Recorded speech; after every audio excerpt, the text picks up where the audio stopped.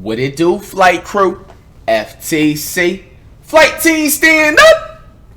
I'm too high to remember. I think it's November. We have She Wanted Me to Hit It. Animated story. Let's check it out. If I were to do it now would be the best time because it's just me and her in the kitchen. Uh-oh. Yo, Pierre, you wanna come out here? By that man Devontae.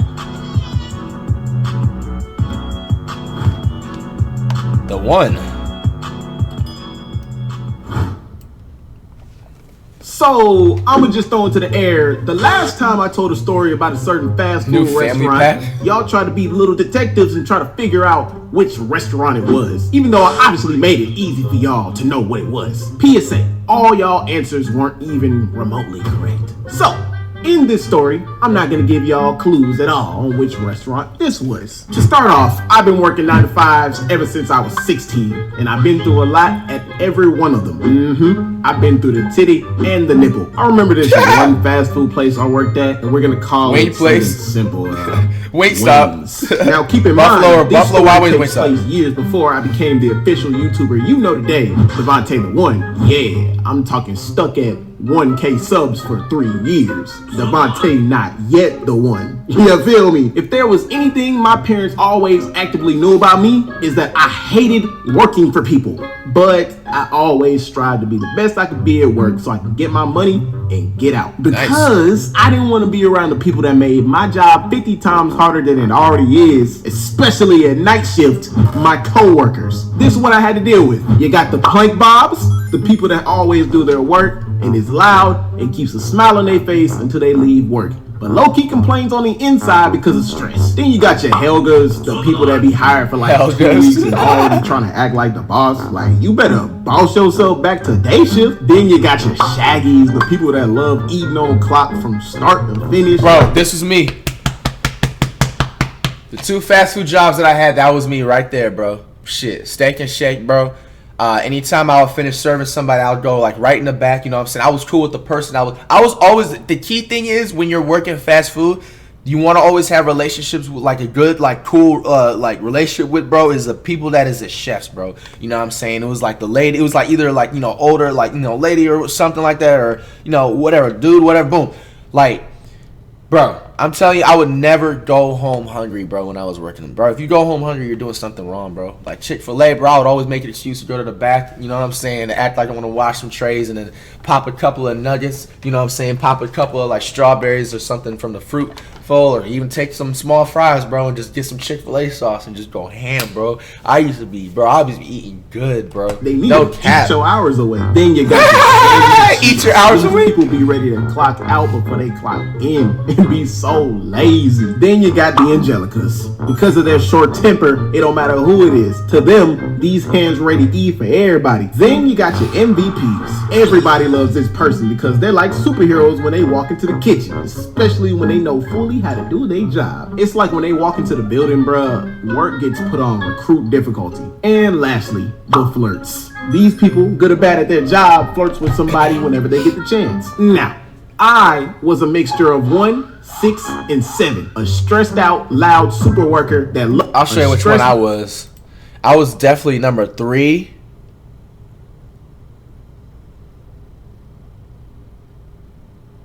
Probably number 3. Low key number 6, cause I used to be MVP. I used to be clearing out lines by myself, and them bitch ass niggas still never promoted me, bro. Ever, each one of them jobs, bro. And then it has to be 3, 6, and 7, bro. You know what I'm saying? 7. A stressed which one of y'all, if you work any 9 to 5, loves flirting with girls on the job? Now, along with being the all might of the kitchen, flirting was my forte. Fellas, you ever been at a job you hated but still was excited to go because there was always some bad shorties on your shift? Yeah, that was me with this one snack I used to work with. We're gonna call her by the nickname I used to give her, Cece. She was so sexy. Whenever she was on my shift every now and then, I went from Danny Green in the finals to Steph Curry. Steph Curry, man. Breaks, triple doubles, MVP every game, which should have been irrelevant because here's the thing. I wasn't in a position to have to shoot my shot with flirtatious energy that often because I found out the day I met her that she liked me more than I like her. Ooh. So that should have been a signal that I didn't have to try as hard to keep her interest, because it would have been there for a long time regardless. And here's what's even more crazy. I knew I still had game after a long drought because I'm 5'6", and this girl was 4 inches taller. You're 5'6", bro?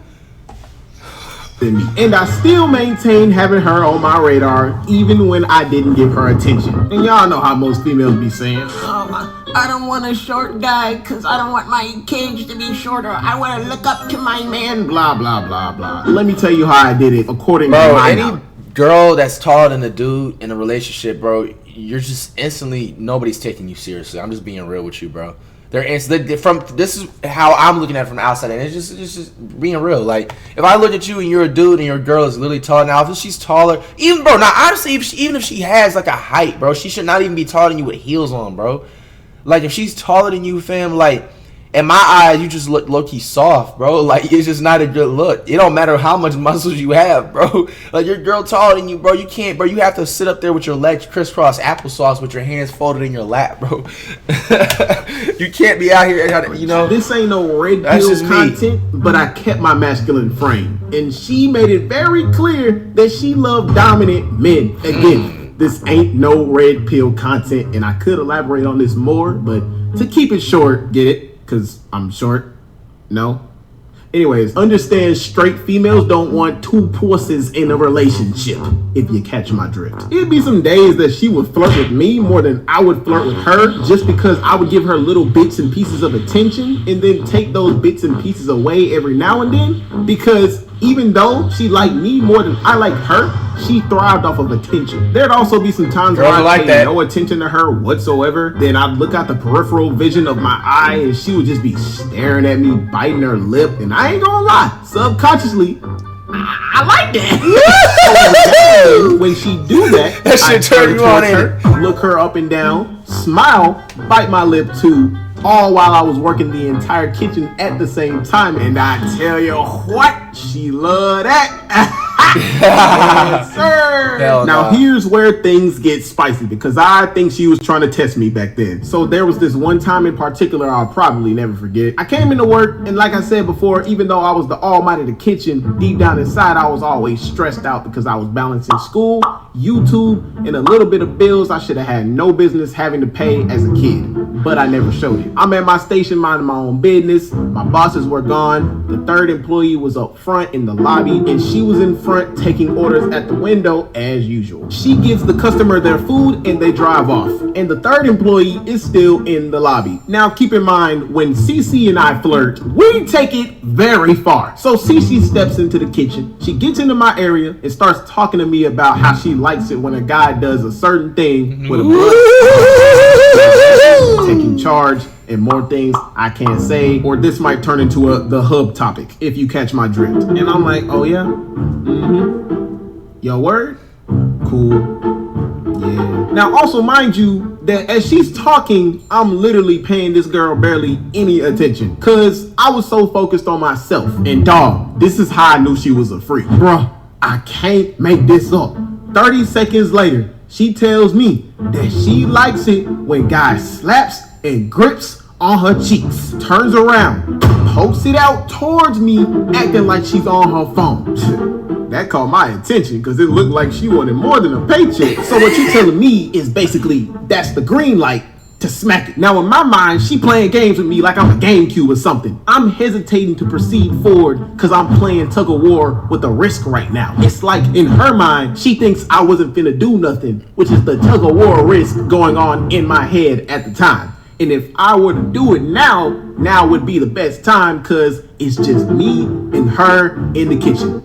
Plus some cameras. It's like she was trying to see if I was a pussy or not. No, not today, Satan. So, after some seconds of contemplating, I made up my mind. YOLO. So I took my hand, I cranked that thing back like Soldier Boy, and... Woo! Hey! Bro, when I tell you that smack was so loud, people outside heard it, My arm was pulsing, my veins was popping out. I looked like Midoriya. Luckily, she turned around though, and she gave me the response that I was relieved to hear. I don't know why, but that just turned me on so much. Then she put her hand on my chest and started rubbing, bro. Oh my god, I remember this song. Spicy! Dog, I walked away back to my station on a comethazine type beat. I walked around like I was that. I walked around like this. Put this as a shisha. I don't have one. Just don't attempt what I did. Seriously. Thank y'all for 100K. Hey man, that's what I cap it off. To 1 million.